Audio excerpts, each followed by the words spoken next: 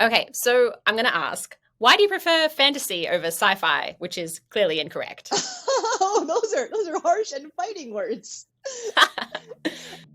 Have you ever wondered what it's like to discover a brand new world?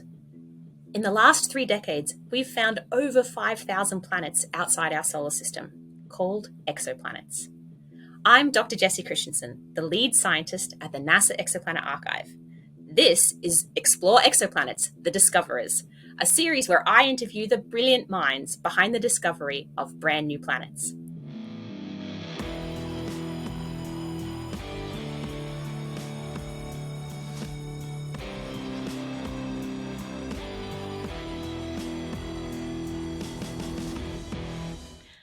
Welcome back. Jen, we just established that your favorite fictional planet is Roshar from Brandon Sanderson's Stormlight Archives. Tell us why this is your favorite planetary system. I mean, a lot of it has to do with the novels, which I find super engrossing and entertaining to read. But I do love that there's a lot of nuance into how the description of the planet plays into what folks experience on that world. So there's established in some of the kind of supporting books in this universe that it is a little bit smaller than the Earth, and that the gravity on the planet is lower than what we experience here on Earth. It's something like 70%. And so you have like much larger creatures that are able to support themselves and walk around than would be feasible here. And they talk about how the planet has a very high oxygen environment. So like fires aren't really a thing. Like we don't use fire as the basic source of light or heat because they would get out of control relatively quickly because it's a very rich environment and things like that. Yikes. Yeah, indeed. Okay, so I'm going to ask, why do you prefer fantasy over sci-fi, which is clearly incorrect? Oh, those are harsh and fighting words.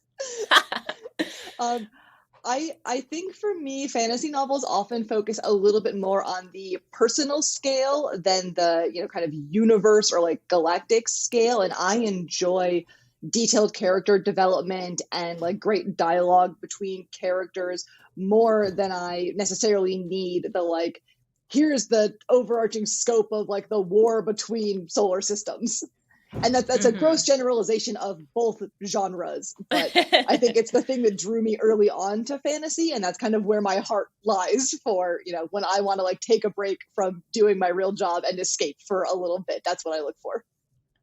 That's fair. And, for folks who haven't read the Stormlight Archive series, it's incredibly rich and detailed on the characters' backstories, like how they got to the point that we see them today.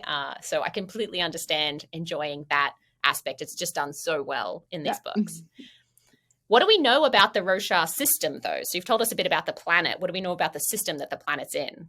Yeah, so the system is comically packed almost with planets. So it is somewhat similar to our own solar system in that there are 3 inner terrestrial planets that are relatively close to the star.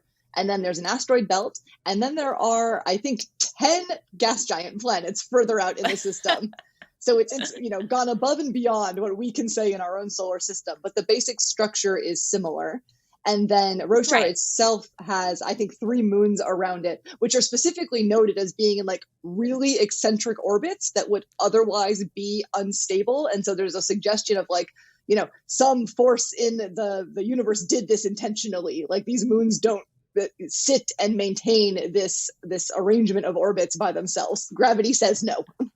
Well, that's interesting because in real life, we have discovered quite eccentric systems. We don't have any moons yet, but we have found planets that orbit their stars in a really, really eccentric way. Okay, so broadly similar to our solar system. So rocky inner planets, asteroid belt, a bunch of outer giant planets. So we did check the NASA Exoplanet Archive to find the closest real-world counterpart to the Roshar system.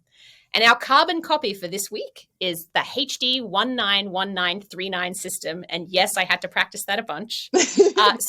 So Jen, tell us about the HD 191939 system. Sure. So there is not yet a perfect mimicry of the Roshar system, but HD 191939 is as close as we've got at the moment. So it also has 3 smaller inner planets, and these were also discovered by TESS, NASA's Transiting Exoplanet Survey Satellite. They're a little bit larger. They're all about 3 times the radius of the Earth rather than being, roughly Earth-sized like Roshar is. And then after TESS found those planets, a bunch of astronomers using ground-based radial velocity telescopes, like the work that I do, focused on the system, because one thing we've learned over the last decade or so is that if you find a couple of planets around a star, you're likely to find more if you just keep looking at it. And so after using the ground-based facilities, including the automated planet finder, they found a much longer period sub-Jupiter. It's like 30% the mass of Jupiter, I think, planet. And then signs of an even bigger, something that's more massive than Jupiter on like a many decades orbit. And that one, they don't know the exact period of yet, because it's, at least 2,000 days, I believe. So we just haven't been looking long enough. Like, we didn't find the system early enough to have the baseline we need to confirm that guy yet. Okay. So it's broadly similar to Roshar in the sense that it's got a number of smaller planets close to the star and then a number of bigger planets further away. Yeah. Okay. Are any of the planets in the habitable zone of the star? I don't believe so. I believe that all of the smaller planets are too close, so they'd be too hot to be, considered really habitable. And then the more Jupiter-sized planets are just too big for habitability to really mean anything sensible. Sure. So yes, once you get to be a gas giant, it's hard to know whether you're habitable or not. Often we talk about having moons, these gas giants having moons, and maybe the moons are habitable. But yeah, the gas giants themselves, it's hard to imagine something like the life we know existing on something like a gas giant. Yeah.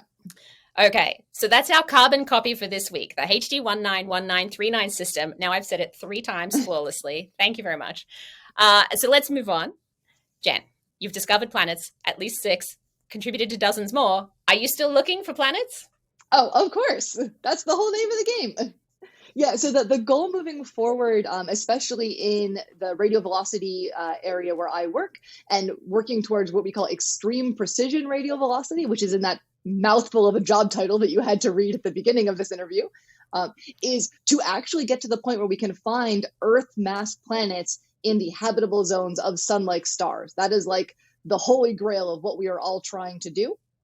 Right now, that is not something that the field is capable of. We're, a factor of like 5 to 10 away from having the precision that we need in our measurements to achieve that kind of detection.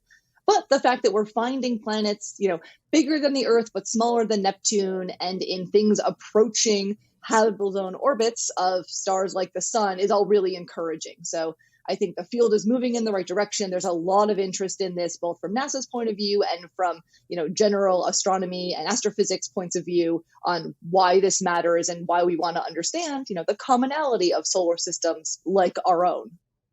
Mm-hmm. Okay. Well, I'm glad that you're on the case, Jen. We're working hard at it. While you're out there looking for more planets, is there a fictional planet that you'd really love to find?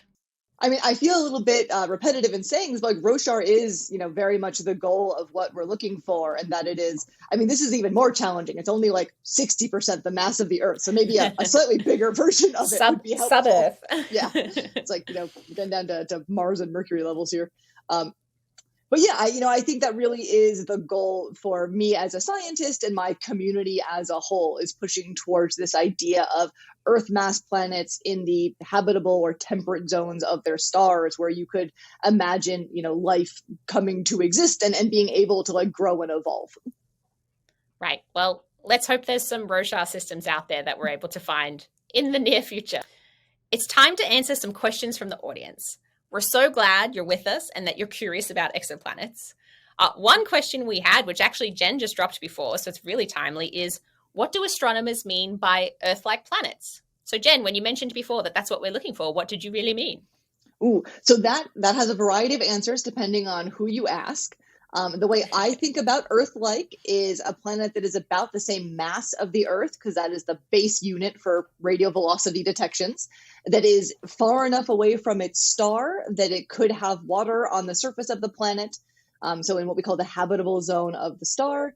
And then, you can get more and more detailed with this. Earth-like to some people can mean it has to have an atmosphere that has things like oxygen and nitrogen that like our Earth does, or it has to have, continents, like a mix of land and water features on the surface. And there's a deep, deep rabbit hole you can go down and adding more and more Right. criteria. Right. So I think when people are trying to be safe, instead of Yes. saying Earth-like, they'll say Earth-size. Yep. And that's something we have access to, right? Like all of these other wonderful things you mentioned about atmospheric composition and tectonic activity and stuff. We don't have a way of really knowing these facts for Earth-sized planets yet that are in the habitable zones. So a lot of people default to Earth size, but when you take an Earth-sized planet and put it in the habitable zone of a sun-like star, maybe magic happens. Maybe science happens. Your probability goes up at least, and that's a good starting point.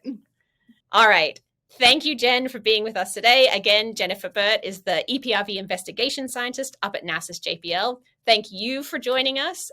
If you want more out of this world astronomy content, please follow us on Instagram, Facebook, and Twitter, where you can send us your burning questions about exoplanets, real or fictional, and beyond, for us to tackle in an upcoming episode. Bye.